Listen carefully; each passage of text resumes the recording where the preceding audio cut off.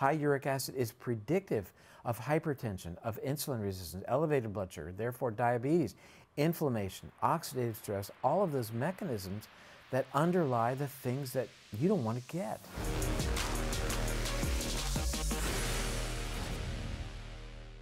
Dr. David Perlmutter, welcome back to the show. Tom Bilyeu, I'm delighted to be back. It's going to be a lot of fun. Shall we drop acid? We already did, right? We'll see where it takes us. I love the title of the new book. Not quite as much as I actually love the book itself, though, but the title sets us up. It really makes a subject, uric acid, that I would have thought would be very sort of dry and boring into this really sexy topic. Uric acid has always been very dry and boring. Uric acid was always whether you had gout or didn't have gout, basically. And the exciting news is that it is so important. It has so much influence on our health. What put this back on your radar? Or on the radar, actually. I was running one day and I was listening to a podcast from Peter Attia, and he interviewed Dr. Richard Johnson, University of Colorado, and explored this topic that uric acid is a central player in our metabolic health. It's far more than, the dead-end metabolic product of fructose that has a role to play, again, in gout. And for me, everything's about metabolism, because when we're deranged in our metabolic lives, it sets the stage for all the bad things you don't want to get. Alzheimer's, heart disease, diabetes, obesity, cancer.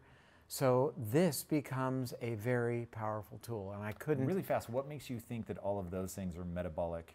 They're born of metabolic disturbances. Well, they are. I mean, their underpinning is inflammation, and inflammation has its genesis in disturbed metabolism. So these are all inflammatory conditions. We've talked about that before, that Alzheimer's is basically an inflammatory condition.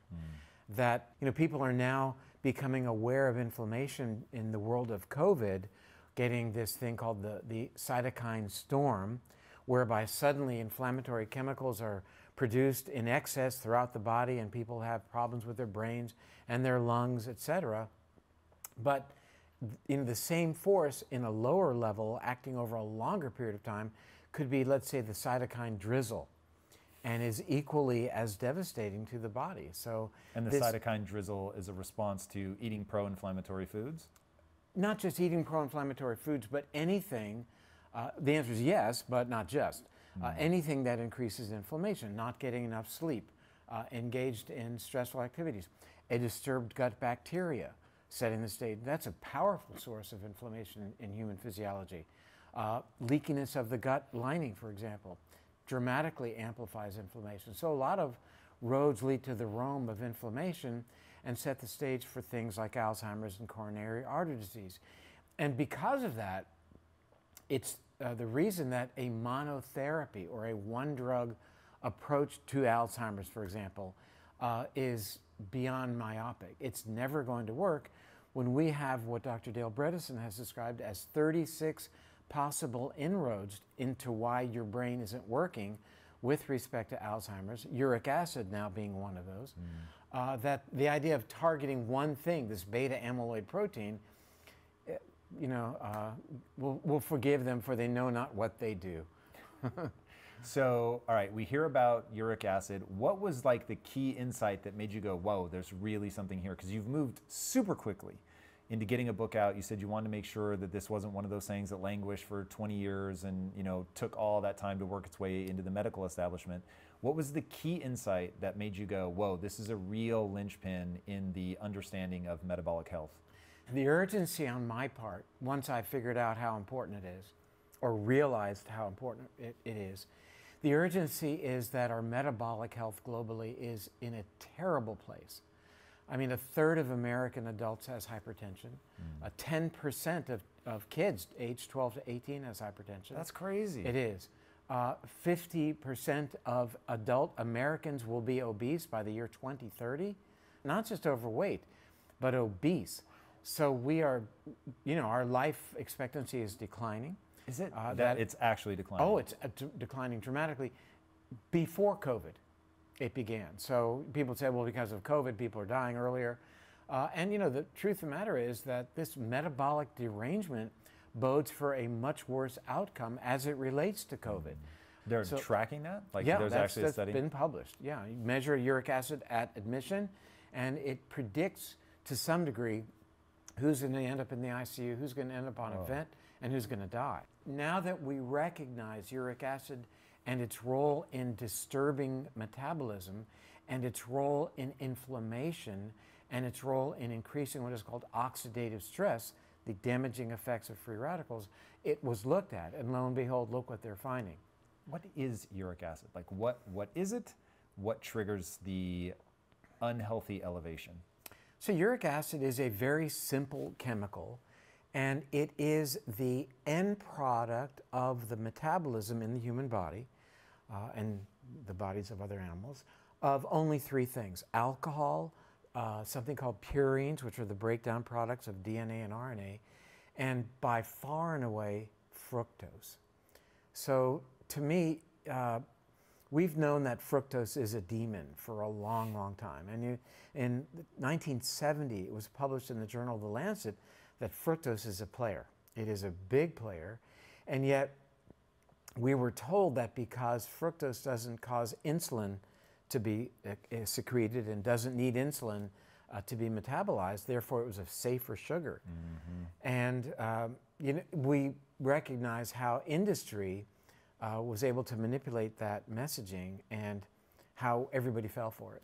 But if insulin really is like one of these high risk factors and fructose doesn't require insulin, why isn't it better? That is I'd say $1 million question. That's the $500 billion question. That's how much we subsidize the growth of corn to make high fructose corn syrup today, with that as a premise that, look, it should be safe because it doesn't need insulin to be metabolized. It is a powerful threat as it relates to type 2 diabetes because it stimulates a couple of things. Number one is gluconeogenesis, the creation of glucose in your body de novo in the liver, and uric acid enhances that process, and it causes what is called insulin resistance, meaning that insulin doesn't work as well in your body through a number of mechanisms. So that's the dirty secret of fructose that the industry didn't want us to know about. Now it's been called out. So fructose can only be metabolized in the liver. Why? As it turns out, it can be metabolized in various other tissues in the body, even including the brain. We learned about the liver, but even the kidney can metabolize fructose. Wow. So the story, everything's been compartmentalized, but now we know that it's a lot bigger story. We know that glucose can become fructose. High glucose levels, especially when blood turn into can become fructose through the body's use of an enzyme called aldose reductase. That is enhanced when serum sodium is higher. So higher levels of salt leads the body to know that it's getting ready for famine or water restriction. Make more salt. It actually we retain more salt, and we make fructose out of glucose. Fructose is the signal then that prepares us for not having any food, which is really quite intriguing. So fructose found in nature, I would assume primarily in fruit. Right. So fructose, fruit sugar, that's where it comes from. So what is it about the natural appearance of fruit that warrants, because fruit's what, spring, right? Or summer? Fall. Fruit's fall? Late summer. And that's what happens when you live in LA. Late summer and early fall. That's when it ripens. So it's like, hey, traditionally for our ancestors. I mean, now you have fruit 360, right? Yeah, like I literally have no idea what's natural. But traditionally it is the late summer and early fall when the wild blueberries would ripen, and our proclivity to finding sweet things, a survival mechanism deep in your brain and the brain of every human walking the planet, makes us gravitate towards sweet. We consume fructose, and that triggers a powerful mechanism in our bodies to make fat, to store fat, to lock it up, to make more blood sugar, to power our brains, to raise our blood pressure. So these are powerful survival mechanisms that happened, probably 14 to 17 million years ago, when in the Middle Miocene period, when the world cooled, and for our primate ancestors, that was a survival pressure. And those who had mutations in the genes that have to do with uric acid made more uric acid, which alerted their bodies to make more fat. Now, those are the only primates that survived. They pass it on to you and me and to every human, such that when we are exposed to fructose, it's telling our bodies, get ready for times of food scarcity. So the idea of higher blood sugar and insulin resistance and all those terrible metabolic things that we're doing our damnedest right now to target, those were wonderful adaptations for us for more than 99% of our time on this planet. What's happened is now we still have the old genome, but we've challenged it with a new environment that is rich in fructose, that is more sedentary. We're not doing as much. We're not sleeping as well or restoratively, and therefore uric acid is increasing and worsening our metabolism and leading to this host of diseases that we talked about. Hope you enjoyed the episode, brought to you by our sponsor, Ombre Labs. For $30 off your at-home gut health test, go to tryombre.com/impact. Enjoy the episode. Okay, so what's your take on fruit itself? Like, is that to be avoided, or? That's $1 million question. So fruit is on the table. Because of the fiber content? Fiber, bioflavonoids, and importantly, vitamin C. So vitamin C dramatically helps with your excretion of uric acid. So you're net negative in terms of uric acid by eating an apple a day, by eating a couple of apples a day, a handful of grapes. And certain fruits are actually associated with lowering your uric acid, like tart cherries. Hence the O in the book cover. See the O? I do indeed. It's the falling cherry. Nicely done. So, okay, so we're intaking all of this excess fructose. Used to be good for us. Now it's becoming a problem. The end of that metabolic train is uric acid. Uric acid used to be, or it has a role, but not in the elevated levels that we're talking about now. Uric acid is in these elevated levels is causing inflammation. Is there anything else going on, or is it simply this cytokine drip? Oh no, there's a lot going on. And let's double click on something I think is really interesting vis-a-vis some news that happened today. One of the things that uric acid does, it inhibits nitric oxide. Now, not to be too technical, but we need nitric oxide for many reasons, two of which are it allows blood vessels to open up, improving blood supply. When there's not enough nitric oxide, there's not enough blood supply.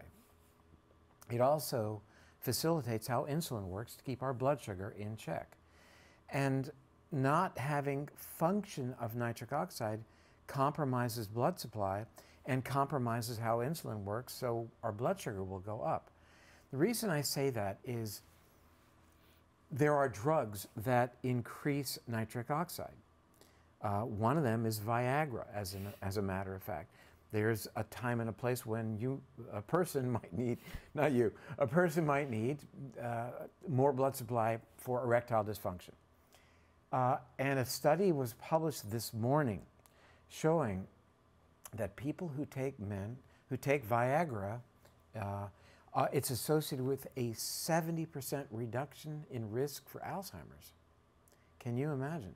And this is not the first study. More blood supply to the brain, also reduction in the formation of what's called tau protein in the brain.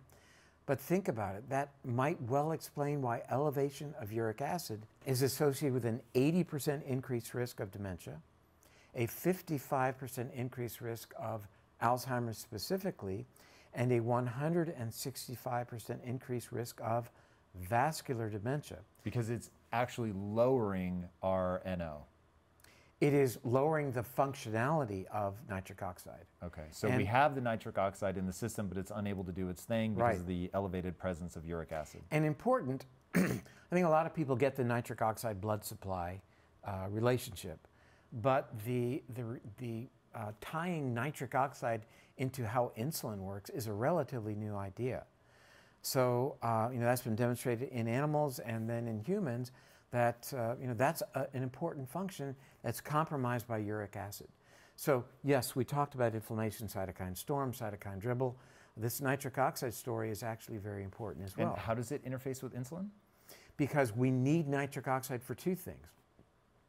how insulin is able to get through the blood vessel to then target the insulin receptor, and then how it's able to bring blood sugar into the cell, doing its job to help lower blood sugar. So the function... And you need the vasodilation to pull that off. You need, that's how insulin makes its way through the blood vessel to get to the muscle and or liver cells to do its job in terms of the sequestration of blood sugar, if you will, for the formation of glycogen. Okay, so that would predict then if the elevated levels of uric acid cause my vasculature to be too constricted, now I basically am leaving the glucose in my bloodstream. I'm probably then going to secrete more and more insulin, trying desperately to get it out, because the mechanisms don't realize that this isn't a lack of insulin problem, this is a vasodilation problem. I'm too constricted, I can't get out, I can't reach the muscle cell, I can't reach the fat cells.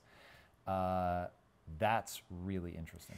It's really interesting. It's a big problem, because that leads to insulin resistance. Insulin doesn't do its job. And, you know, insulin resistance is devastating for the brain. Why? Well, the brain requires glucose, so we can understand from that perspective. But insulin is a powerful trophic hormone for the brain. It nurtures brain cells. If you want to grow brain cells in a petri dish, let's say, you nurture them with insulin, and that's how they grow. So, you know, insulin has far more important roles, you know, beyond just its role in regulating blood sugar. So insulin permits the glucose receptors at the blood-brain barrier to allow glucose to get into the brain to power the brain cells, if you will. So it's a very big story. So why might this be? What would be the upside of having uric acid create insulin resistance and therefore cause blood sugar to go up? Why? Because when you're starving, it'll help power your brain. Because, you know, we're not the fastest, we're not the strongest, but we have a big brain in relation to our bodies. So that's been our ace in the hole. It's been our high card that we can play during times of, you know, either starvation or predation. So we need our brains to keep us able to get food and to keep us from becoming food. And that's not a real concern these days, right?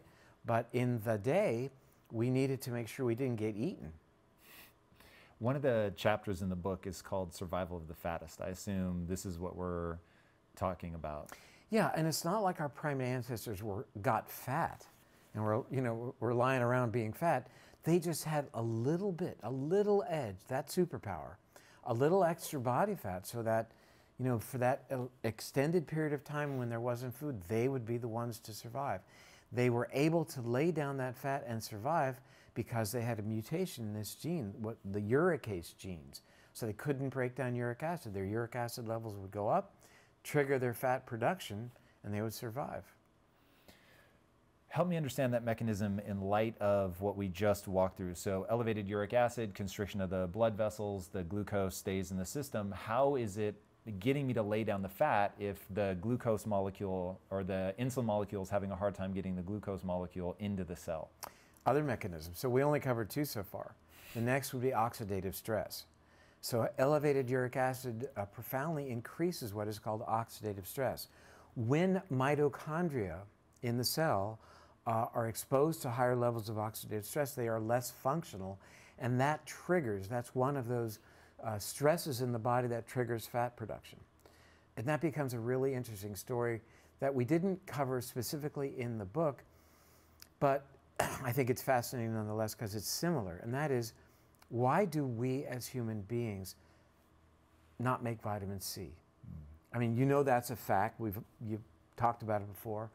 And I think we have to talk about that, because it's not just, well, it sucks to be human, we don't make vitamin C. You got to make sure you're not a limey, you eat enough limes, you don't get scurvy, so that your teeth don't fall out and your kids aren't born naked or whatever happens when you have scurvy, right?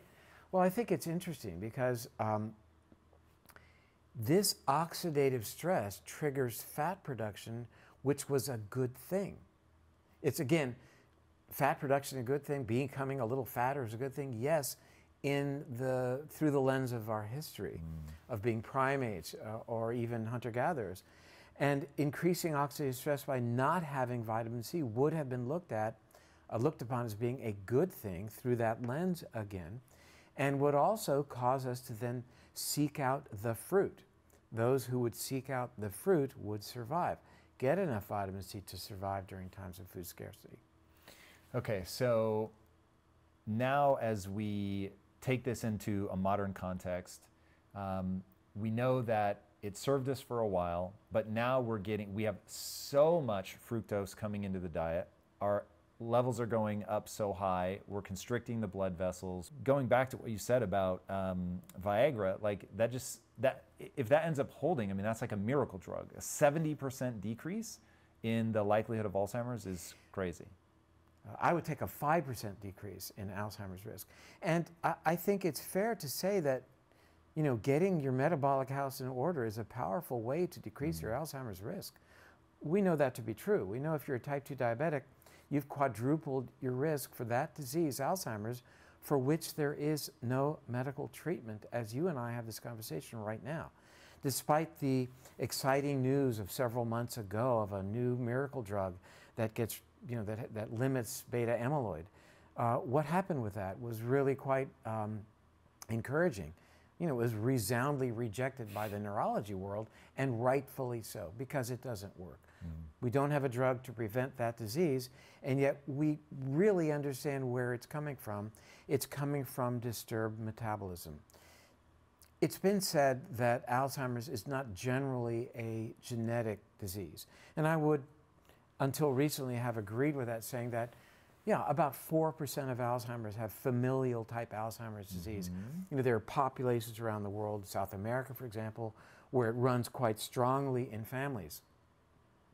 I would tell you now that it's probably 100% genetic, as is type 2 diabetes. I would say it's 100% genetic. And you're looking at me saying, where are you going to go with this? And let me play it out. Because as I've mentioned earlier, what we're seeing now are these metabolic derangements that underlie these diseases that represent a disconnect between evolution and environment. So we have this genome that's coding for our survival in the context of a different environment. Now that we're challenging that genome with a new set of circumstances, a new context, looking at it through a different lens, if you will, it's expressing genes that are paving the way for our metabolic decline and setting the stage for the very things we don't want to get. And I have to tell you, that language is something that came to me, I think, the night before last, as I was just lying in bed thinking about this stuff, that it is absolutely a genetic disease in that context of the mismatch. And we're living then with physiology and a body, a machine that is mismatched with our current environment. It's outdated machinery. And I realized before I wrote Drop Acid that I had written about that topic a half century ago. And I wrote an op-ed in the Miami Herald about what about us living today with the outdated machinery that is more suited to the environment of our ancestors. And I saved it. I was 16 years old when I wrote that article. I saved it. I put it in the book. And that's the issue, is that it's the foundation of the paleo movement. Let's try to recapitulate the environment of our ancestors, both just in terms of other activities, sleep and exercise, physical activity, stress, but mostly the foods that we eat. If we can emulate what our genome expects, we'll have better health. All right, so this is a good transition to the love diet, which you describe in the book. So walk us through, what does LUV stand for? How do we get that match relined up? Again, let's say that diet is one of the biggest players, and I think perhaps the most important. So love means lower uric values, and it's the diet that we constructed that can be used as a lens through which you could look at your dietary preferences or your dietary dogma, if you will, whether it's keto, vegan, paleo. All of those diets and others can be adapted to be more conducive to lowering your uric acid values. It means, as things that we've talked about, being very cognizant of purines, of alcohol, specific types of alcohol, and certainly when you recognize that 70% of the manufactured foods in America today, in other words, if it has a barcode and it's in the grocery store, it has added sweetener, 70% do. And by and large, that comes from high fructose, there's the villain, corn syrup that we subsidize to the tune of $500 billion a year. So it's time to call that out. I wrote an op-ed, it was an open letter to President Biden, February 21st of this year with Dr. Casey Means, saying that, you know, these nutrition recommendations that last for 5 years for the United States that are put out by the USDA indicate that 10% of our daily calories coming from sugar is okay. I wouldn't say there's no science that would support that, but 99% of the science that was provided to the review committee for that dogma, or that doctrine, said that's way too much, that 6% should come or less from sugar. So our hope was that we could get some new language that would rewrite, you know, that 5-year recommendation. But how many people do you think steer by the recommendation? A lot. Really? Oh my gosh. Like people actually pick up the box and they start running the military? No. I'm talking about in terms of government influence, that the military and schools and federal food programs, they say 10%. They, you know, then therefore these foods that are manufactured that have all this added sugar, fair game. Oof. That's And what does that do? It creates the very illnesses that are bankrupting our healthcare system. So that don't make no sense to me. No, it does not. Let's talk about Ombre Labs. Did you know that your gut is related to so many health issues? Trouble focusing, bloating, constipation, maintaining a healthy weight, and skin blemishes like acne and eczema. And when gut health is poor, it can directly contribute to these types of health concerns. My wife Lisa has struggled with gut problems, so I know exactly how troublesome this can be. Unfortunately, Lisa is not alone in this battle. 1 in 5 Americans are struggling with gut health issues. Thankfully, we can fix a lot of these issues with a better diet and the right probiotics. And Ombre Labs makes this process really simple by offering an at-home gut health test so you can know the state of your gut health and what problems it may be causing. These aren't the one-size-fits-all probiotics you will find at the grocery store. These are personalized to you based on the results of the test. You go to tryombre.com/impact. That's tryombre.com/impact. Ombre Labs. Again, tryombre, OMBRE.com. For $30 off your at-home gut health test. All right, guys, take care and be legendary. Okay, so I'm guessing that hasn't been adopted, that we're still at 10%. So we've got sugar hiding everywhere. What are things that are high in purines that we should be paying attention to? Like one thing I definitely want to talk about is red meat. But where else are we going to find, like, if we know that DNA and RNA is in everything, then I don't even understand, to be honest, how some things are higher or lower. But it has to do with the cellularity and the concentration. The more cells it has as opposed to other things. Give me a dense cellular one. Dense cellular one would be like a small fish, like a sardine or an anchovy. Is more really than dense, lots an of apple? cells. Well, let's just stay with it, meat or animal products for 1 second. We'll get to that in a second. As opposed to chicken or... Really? Yeah. Just the space between the cells is different. The space between, it's that density. It's the real cellularity of organ meat, for example, liver and kidney. Very high in purines. So they're directly involved in their metabolism, breakdown of the DNA and RNA, then to make uric acid. But it doesn't necessarily mean, as we segue to fruits and vegetables, that all foods that are high in purines are going to raise uric acid. So that's a bit of a disconnect that we finally have massaged into being meaningful. Because for years, it was foods high in purines. If you have gout, stay away from them. Because we know purines make uric acid. We know high in uric acid is the cause of gout. Well, what is gout? So gout is the extracellular crystallization of uric acid, where uric acid is so high that it finally precipitates out. It's like making rock candy. Have you ever made rock candy? I have not. In the day? All right, I've well, how you make eaten rock candy is you have a solution of sugar and you heat it. And because it's hot, you can dilute more sugar. And then as it cools, if you have a thread in there, it'll crystallize on the thread and you pull it out and you've got rock candy. I mean, you're eating sugar. There's nothing else there, right? Anyway, so things precipitate out when their concentration is really high. I've seen it like on people's elbows and stuff. It's toes, crazy. And it crystallizes. Why it picks the great toe, who knows? Does it break through the skin? Can. They can open up and be hugely painful. And in fact, you know, we humans are not the only animals at risk for that. Other animals that have high uric acid, like reptiles and birds, T-Rex, Sue the T-Rex had gout in her fossilized skeleton.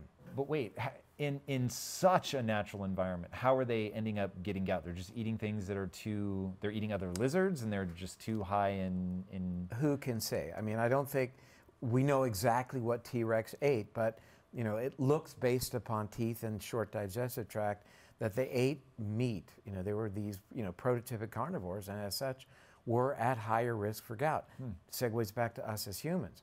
So it doesn't mean that people who eat a lot of meat are necessarily going to get gout and may not even have a high level of uric acid. But it takes us to a place, it really depends on the person, so therefore you want to check your uric acid. But here's... How do you check your uric acid? It's a blood test. And over the counter? Yes, that's the good news. But most people have already had their uric acid checked. It's part of your annual blood test. And you could call your doctor and say, what's my uric acid? And she or he would say, well, it's either normal or not. If it's above 7, it's abnormal. It's out of the normal range. And below 7, you're in the clear. But understand, Tom, this is only in the context of gout, not metabolic health.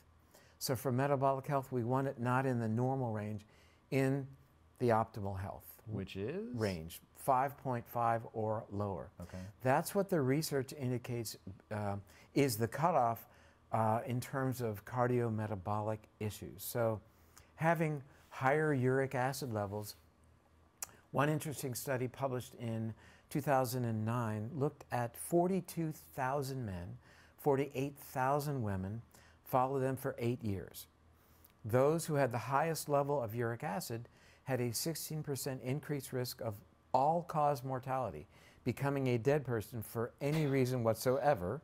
That's what the term means. Cardiovascular mortality, 38%. Why might that be? We talked about nitric oxide. We talked about blood flow. We talked about inflammation of the arteries, for example. Stroke risk, death from stroke, 35% increased risk. And here's an interesting part of that study, I thought, for people looking at their values. For every point of uric acid elevation over 7, all-cause mortality increased 8 to 13%. Oh, God. So at 8, at 9, at 10, you know, you see people with a uric acid level of 11. Ooh. That's a big, big study. The other thing this study showed, which I thought was really quite interesting, they concluded that 1/4 of all type 2 diabetes was a consequence of elevated uric acid. What? Okay, so hold on. Let's the cause thing. I want to really put a fine point on that. Sure. So, the cause of type 2 diabetes is the overconsumption of sugar, I would assume, which leads to elevation in uric acid. Not that the elevation of uric acid is the cause of type 2 diabetes. Or are you saying, no, no, no, that's exactly what's happening. If you overconsume the sugar, but it was handled appropriately and I could artificially depress your uric acid, you actually wouldn't end up with type 2 diabetes. That study has actually been done in both rodents and in humans. And here's how the study worked. Dr. Richard Johnson, University of Colorado, who I dedicated the book to, did research with laboratory animals, rats. If you want to make them diabetic and hypertensive, you give them fructose. You put fructose in their drinking water. And if you leave them alone, they develop these problems and they gain weight. If you give them a drug, which is a gout drug called allopurinol, They still drink the fructose, but now you've done what? You've blocked uric acid production. They don't get these metabolic. Where does it go? Do they urinate it out? It's metabolized into other things. You know, normally, if we have a functioning uricase enzyme, we will then metabolize uric acid into another product called allantoin. But in this case, it simply gets recycled and is used as a building block for other things, even DNA and RNA, so it can go into those pools. He did the study in humans as well. He gave them high fructose diet and gave them this medication called allopurinol, which blocks uric acid production, and lo and behold, had the same effect. So my point is that that's the study that you wanted to know, because you're saying I'm eating a lot of fructose. If I don't make uric acid, I'm good. Now, I'm not suggesting, therefore, eat a lot of fructose. And I'll tell you something even more exciting. The first enzyme in the metabolism of fructose is called fructokinase. And that takes it ultimately down to uric acid. Uric acid feeds back, and you would think would shut off fructokinase. It actually enhances fructokinase activity. This becomes a feed-forward process, which is what you'd want if you're going to get ready to starve. There are now there's one drug company, and that is working on a drug to block fructokinase, so we don't metabolize fructose. Where it goes is anyone's guess, but it's not going to go on to form uric acid, so that's going to could be a powerful tool in terms of obesity. So let me finish one other thought, and that is, I'm certainly not suggesting that people then take a gout drug. But I will say that there are several bioflavonoids that act in a similar way to inhibit the final step enzyme for the production of uric acid. For example, quercetin. Quercetin works just like allopurinol. Luteolin is another bioflavonoid that works as well as, in one study, allopurinol to block uric acid production. So to get back to an earlier question then, so you follow your uric acid at home with a home monitor that you can buy on Amazon, much as you might follow your own blood sugar. I did not expect that answer about, I honestly thought you misspoke in terms of causation of type 2 diabetes. Oh, it is causation, because it was a survival mechanism. We needed to become diabetic. What? We had to become diabetic to raise our blood sugar to power the brain. So insulin resistance was a good thing. Why would that need to be true? If we can pull the energy out of our fat stores, use it even as ketones, the brain can metabolize ketones. I know it prefers glucose, but why would we have to? Because it seems so transient. We can't store it in the bloodstream long enough for that to be meaningful, right? I mean, isn't that the whole idea behind fat storage? Is it's a much more stable long-term? It is, but you know, you have to consider that these are not animals that are getting fat. Mm-hmm. They're just getting a little bit fatter than the neighbor who doesn't have that genetic issue to have the uricase. So it's not like these primate, our primate ancestors were getting fat and laying around with big rolls of fat. They just had a tiny bit more fat. So their ability to tap into that fat source and then create ketone bodies to power their brains was something they had, but only as long as they had the fat reserves. Ultimately, they would need the ability to also provide glucose, at least in the short run, to their brains by virtue of being a little bit insulin resistant. So let me not say full-on diabetic, yeah, but at least a little bit more insulin resistant to raise that blood sugar to power that brain. Okay, so let me say it in a different way. Mm-hmm. That every year in winter, we had a cycle get triggered where we would become slightly diabetic, meaning that our body made it harder. Uric acid made it harder for the normal mechanisms to pull the blood sugar out of the bloodstream and store it away. Exactly. Which meant that it was available in circulating supply. We ran hot, if you will, of just there was slightly elevated levels of sugar in our blood, and it becomes sort of a second storage location. In fact, is it the only storage location for sugar? You can store some in your liver, Right. You can store some in your muscles, but it doesn't come back out into circulating supply, right? And you could store some in your kidney. Interesting. That one you mentioned earlier, but I'd never heard that before. Yes. So we get all these sort of little nooks and crannies where we are now storing sugar for that period of the year, and then presumably we would come back out of that as we got out of the fruit season, we made it through the winter, and now things would theoretically normalize. That's right. But remember that we can, with that blood sugar, we can then trigger the manufacturing again of fructose.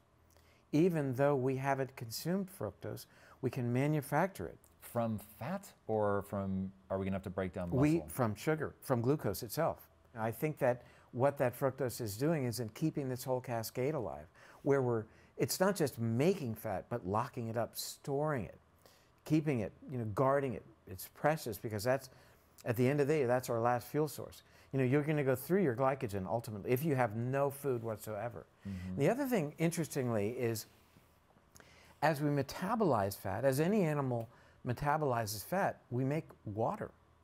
So this is a powerful hedge against dehydration as well. Mm. We make 1 gram of water for every gram of fat that we metabolize. It's a pretty interesting concept that it's a hedge against dehydration as well. I mean, whales don't drink water. They make their own water from the fat. That's why one of the reasons they're so fat. And animals that live in the desert, when there is fruit available, they'll eat that fruit, make fat as a storage depot from which their bodies will make water. Whoa.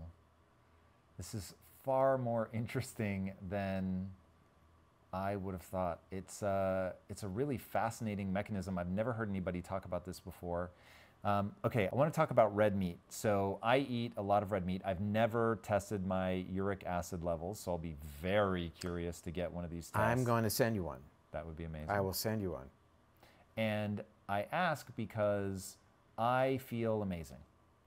And I, though, don't know if I'm killing myself slowly. So every time I go to get off of red meat and eat higher vegetable diet, because I do eat vegetables, I don't feel as good. And I could just be doing it poorly. I'm fully open to that. But I am super curious, is it all red meat? Why do we have to worry about red meat? What's the knock-on effect as it relates to? Well, there are many things to talk about as it relates to eating red meat that you've had other people talk about, and I want to focus on in the context of uric acid. Yep. I eat red meat myself, and you want to be sure you're eating quality meat, and if you eat poultry, and certainly if you eat fish. But that said, it's not beyond the quality, then it would be a quantity issue. Now, you may, through your metabolism, be able to tolerate more red meat or other animal products, but you would want to know your uric acid level. So it's as you would know how much you could tolerate in terms of carbs by virtue of using your continuous glucose monitor. This is yet another biofeedback mechanism whereby you're going to understand how your diet is influencing your uric acid level by virtue of how much meat you consume. So yes, certain meats are worse than others, the organ meats, the smaller fish, etc. But it's beyond purines. I mean, there are other things to consider that you've already considered. That said, there are vegetables, certain vegetables that are fairly high in purines, like cruciferous vegetables, for example. But again, they are buffered by the fiber content, by the bioflavonoids. Like I mentioned, quercetin. Red onions, really high in quercetin. A great food, onions and the cruciferous, to help lower uric acid, and the vitamin C part of that equation as well. So how do those lower uric acid? Well, the vitamin C does so because it enhances uric acid excretion from the kidney. The quercetin and other bioflavonoids act like the uric acid lowering drug. They act like the allopurinol, the final enzyme, the xanthine oxidase, if you will, that is involved in creating the uric acid. And then again, the fiber in vegetables, because they will contain some fructose, slows the release of that fructose into your body. So you don't get like you would get from drinking a glass of fruit juice. Bad idea. So, one, in the book you talk more than just about food. You talk about getting out into nature and things like that. So paint a picture for me of the ideal life. I know we're trying to match back to our genetics and what that looks like. Why does going outside matter? What is the ideal diet? And I assume it's going to be different for everybody. And do we just steer by glucose and uric acid, or is there some other No, I mean, thing? there are a lot of things we look at in trying to cultivate what is that perfect diet for Tom. And I think to embrace that notion is really very helpful. The one size fits all just is really inappropriate. Your heritage is different. Your preferences are different. There are some broad strokes. We know that manufactured foods, foods that contain added sugars, etc., are things to be avoided. But the nuances that you could look at in terms of how is this playing out in my body, I think are really quite valuable. Hence the value of continuous glucose monitoring, of knowing your uric acid levels, of looking at other parameters that might be influenced by not just that, but your other lifestyle interventions, by knowing how well and how long you are sleeping. These are all extremely valuable inputs for every individual to know, and clearly, what's going to be best for you will be somewhat different than for me. So for people that come out and say, everybody's got to eat this particular way, or it's your blood type, or whatever it may be, I think, to be fair, in this day and age, we know that people are different. But I will say that it's quite clear that 100% of humans alive today, or who have ever lived, have this genetic issue with the uricase enzyme, cannot break down uric acid, and therefore the uric acid levels of humans is 4 to 5 times higher than other mammals except for primates, number one. And number two, that uric acid levels are climbing in lockstep with fructose consumption. In the 1920s, average uric acid level in Americans was about 3.5. It's now 6. Oh. So we're seeing this happen as expected once you understand where the uric acid is coming from. Is there such thing as too low? It's a really good question.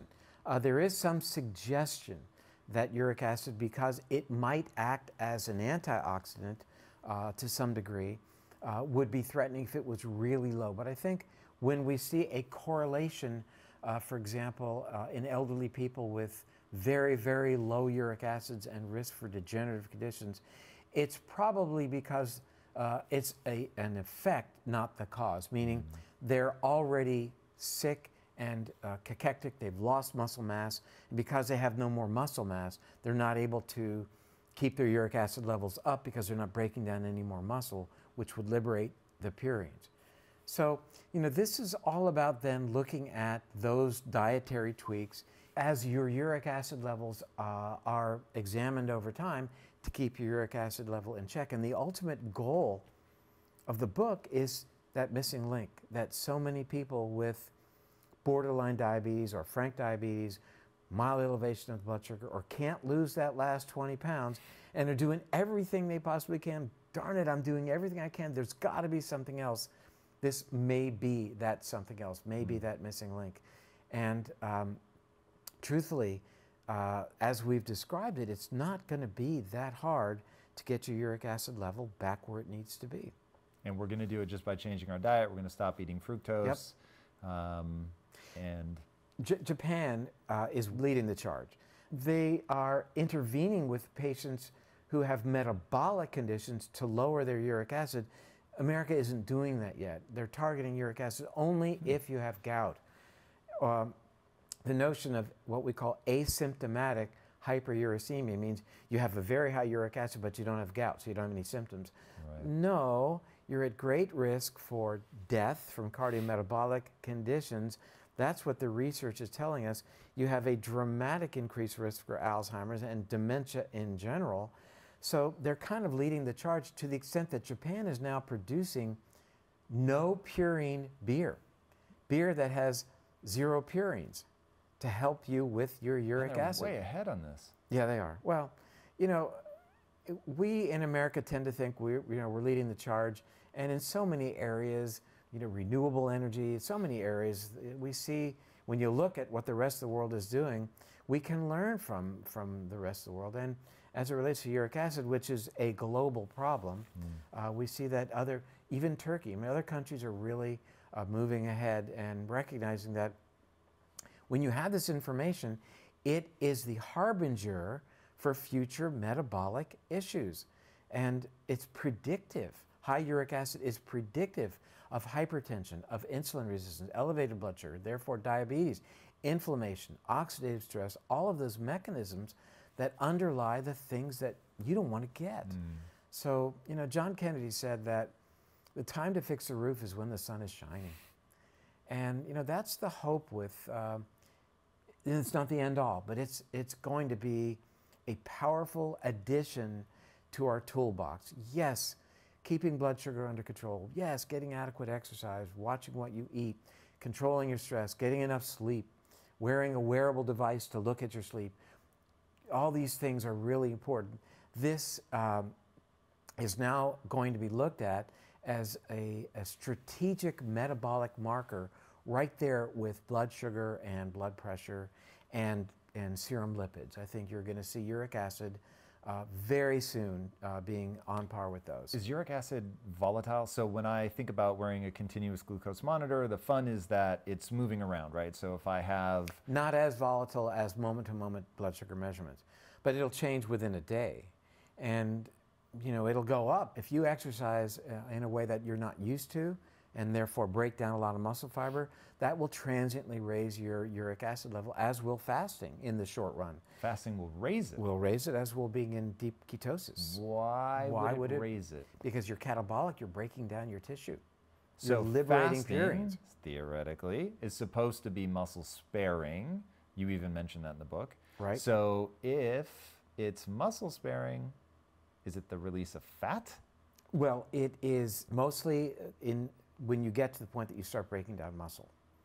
So it's mostly the breaking down of muscle, but also to some degree other cellular components that will liberate the nucleus of the cell, therefore spill out the nucleic acids, the DNA and the RNA that will be broken down into purines.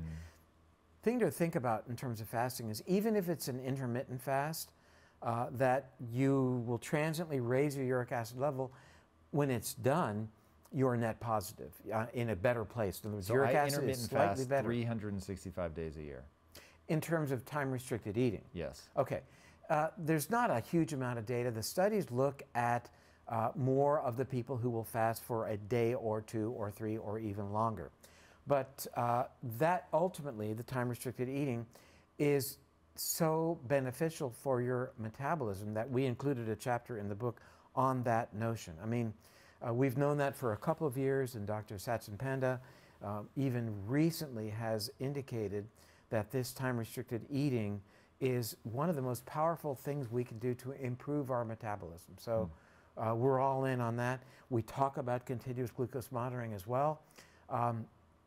It's all about gaining this information, and then when you have it, having somebody tell you, okay, what should I do with this information? Dude, this book is amazing. Where can people follow along with you? Where can they get the book? So I'm drperlmutter.com, and that's pretty much a clearinghouse, drperlmutter.com, for all the content. So much, every article that we talk about in the book is there in full PDF form in all my blogs, and this is dropacidbook.com. Love it, man. It's really fantastic. Guys, you are not going to regret reading the book. I cannot believe how interesting it made the whole subject and how important it seems like it is. I'm now obsessed. I'm going to be checking my uric acid levels. And speaking of things that you should be checking, if you haven't already, be sure to subscribe. And until next time, my friends, be legendary. Take care. Peace.